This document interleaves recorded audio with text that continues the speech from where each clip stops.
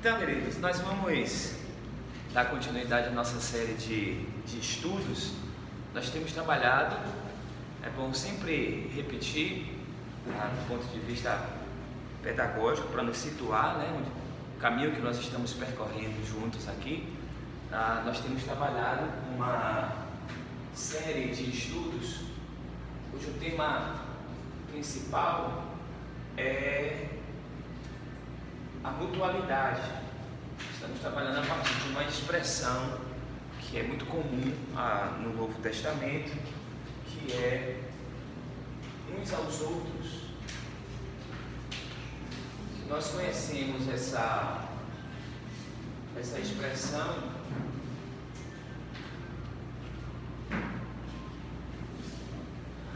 como os chamados mandamentos recíprocos, né?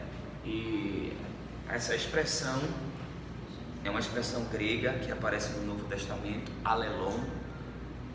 Aparece a sua grafia até com a palavra que a gente usa com frequência, aleluia, né? Alelon é a expressão que foi traduzida no português como uns aos outros, e a ideia de reciprocidade e mutualidade. Então nós já trabalhamos o primeiro tema, que foi amai-vos uns aos outros. Trabalhamos acolhei-vos uns aos outros e saudai-vos uns aos outros. Interessante que na semana passada a gente começou com esse questionamento, né? O que há de espiritual numa saudação?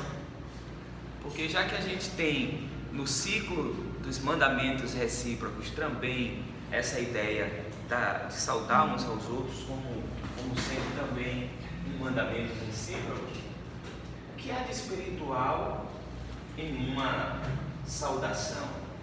Ou porque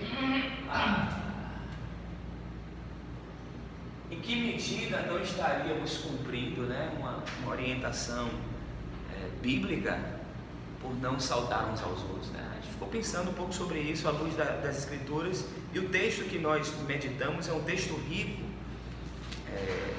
Romanos 16, e vale a pena a gente recuperar, como eu anunciei que nós íamos fazer uma espécie de revisão do encontro passado, tendo em vista até que foi um estudo sintético que nós fizemos por conta do encerramento da campanha de missões nacionais.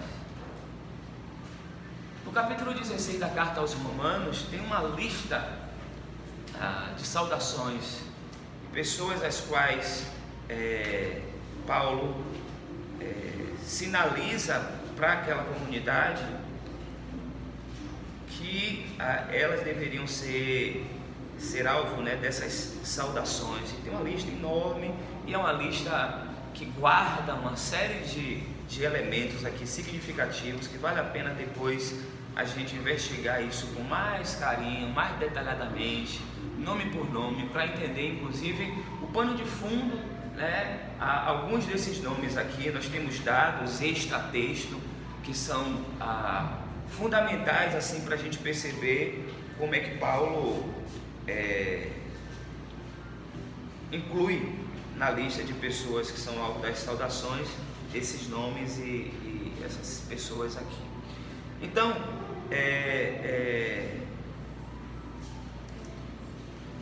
no meio da saudação aparece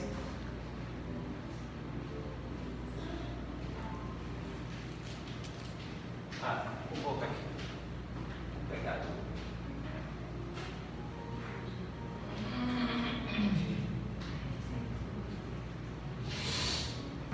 aqui, porque aí a gente situa melhor vocês. Aqui, esse é o ponto.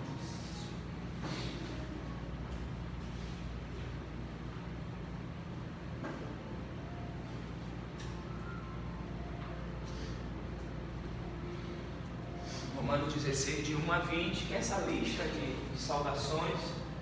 E aí nós apresentamos a filematologia, Agora todos já sabem, Cristiano, que é a filematologia, é a ciência que se dedica ao estudo do beijo, né? A ciência que estuda o beijo. Veja que o beijo é uma coisa que diz muito. E lá em 1 Coríntios 16, 20, todos os irmãos vos saúdam, saudai-vos uns aos outros com ósculo santo, que é justamente a palavra filemate, né? Daí que vem filematologia. Então essa ideia do ósculo, que pode ser traduzido também como beijo, mas é interessante em algumas traduções mais antigas que aparece a expressão ósculo, é justamente porque para os romanos eles categorizam o beijo em 3 níveis, né? O ósculo, que é esse beijo que é dado, né, socialmente, um beijo na bochecha, de amizade, amigos trocam beijos, enfim. O basium, que é um beijo nos lábios, é um nível, né? Você sai da bochecha para os lábios. E o savolium, que já é o beijo cinematográfico, né? É o beijo já profundo. Inclusive nesse material que eu estudei, é daí que vem a ideia mesmo do famoso beijo de língua, né, mano? Beijo profundo, né? Então, assim, são esses 3 níveis para dizer que na expressão que aparece no Novo Testamento é o ósculo, que é esse beijo, que é essa saudação, mas que não é apenas uma saudação pura e simplesmente entre amigos, mas também é um instrumento de identificação social. É esse aí o ponto, então, que a nossa pergunta foi respondida a partir daí. Por que será que um beijo pode ser considerado algo espiritual, ser um mandamento recíproco? Porque o beijo tem essa dimensão. E aí a gente estuda e percebe que naquela sociedade, é por isso que é importante a gente voltar ao mundo do texto, para perceber as categorias sociais, como é que a vida era ordenada ali, para que esse texto seja atualizado para o nosso tempo, sem perdermos de vista o que ele significava lá. Então, um beijo tinha vários significados ali no primeiro século, quando esse texto aqui é escrito, para identificar socialmente as pessoas, né? De fato, você se relacionava com um beijo com os seus amigos, era um sinal de afeto, né, de amizade, mas também, por exemplo, o escravo, ele beijava o pé do seu senhor. Isso era uma convenção social e uma obrigação. Então, você está diante do seu senhor, você tem que beijar o pé dele, os pés dele, né? E aí, quando você beija, por exemplo, isso acontecia na experiência judaica, o beijar a mão é o símbolo de reconhecimento de autoridade religiosa e também autoridade política, né? Você encontra um rabino, você beija a mão. Perceba o seguinte, que as gravuras que geralmente nós encontramos o beijo que Judas deu em Jesus, a maioria delas aparece esse beijo no rosto, provavelmente. Aqui não é uma afirmação, mas eu estou falando a partir dessa convenção social. O que Judas fez foi beijar a mão de Jesus, né, para identificar ali ele enquanto um líder religioso, Rabone. Tanto que ele, quando ele aparece, ele não fala, ele não chama Jesus de amigo, Jesus que chama ele de amigo. Meu amigo, você vai me trair com um beijo, né? Com um beijo você me trai. Então, assim, o beijo de Judas não foi um beijo de amigo. Ele beija a mão de Jesus, provavelmente identificando assim, olha, esse aqui o lugar era escuro, um lugar ermo, então era uma forma de identificação dessa autoridade. Então, pensando nessa dimensão de que o beijo identifica socialmente as pessoas, é nesse ponto que a gente percebe então a espiritualidade, o que esconde essa dimensão do texto que nós lemos aqui. Saudai-nos aos outros com o ósculo santo. Porque o ósculo santo é um mandamento recíproco, porque é algo, uma prática que deve acontecer nas comunidades. E aí a gente pensou juntos aqui e descobriu também à luz dessa, vamos trabalhar, senão o Brasil não avança. Vou ver aqui, treinando. Aí nós vimos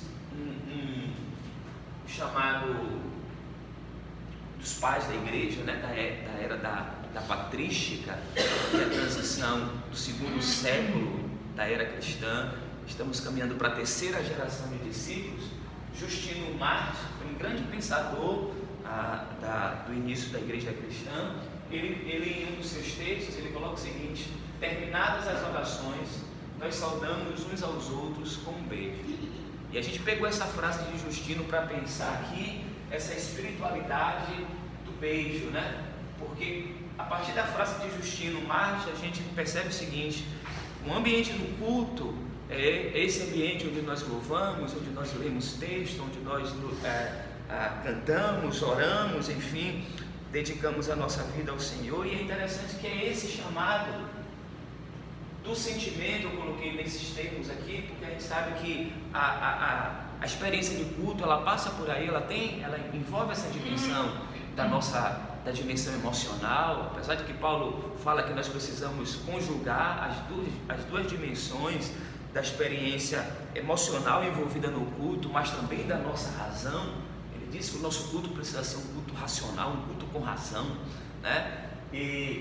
Mas aqui a gente sai do mero sentimento, das mãos levantadas, das músicas que cantamos, das orações que fazemos, a uma prática. E é interessante que o beijo, naquela sociedade que diferenciava as classes, o que é que a gente aprende aqui?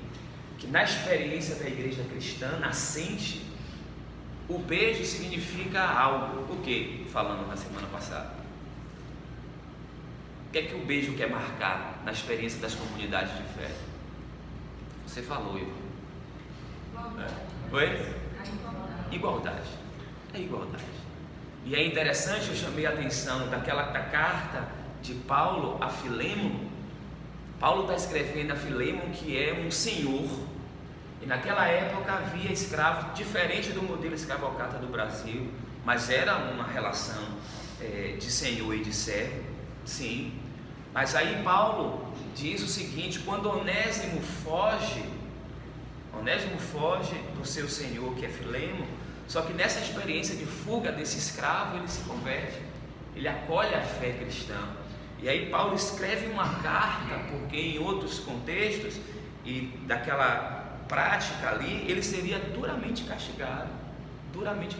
Aí Paulo fala o seguinte: não, receba como se estivesse recebendo a mim, acolha no seu coração como você estivesse acolhendo a mim. Porque o fenômeno nascente da igreja cristã inicia essa utopia de que as pessoas são iguais.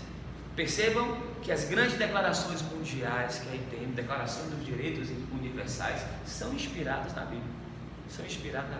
Christopher Hill escreveu um livro chamado A Bíblia e as Revoluções do século XVII, as revoluções inglesas, e para mostrar como a King James, que foi uma tradução feita no século XVII, uma homenagem ao rei Tiago, por isso a King James, né?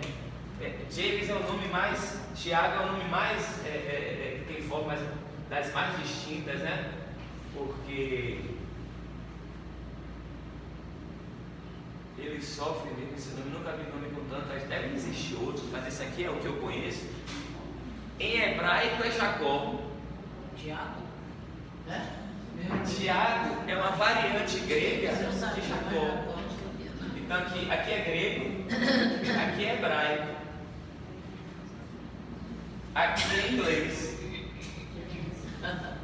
Em inglês é James, Tiago. Olha só, não tem, né, as relações assim para esse nome ter chegado a essa mudança nas línguas, mas aqui é só uma informação que não vai acrescentar muita coisa, mas vai dizer que essa King James Bible foi uma tradução feita em 1611 em homenagem ao rei Tiago, que é James em inglês, né? E essa tradução é a primeira tradução das línguas originais, né, hebraico e grego, para o inglês. Então, para aquela língua, e ela é uma tradução que é importante até hoje. E como afetou o pensamento inglês daquela nação, e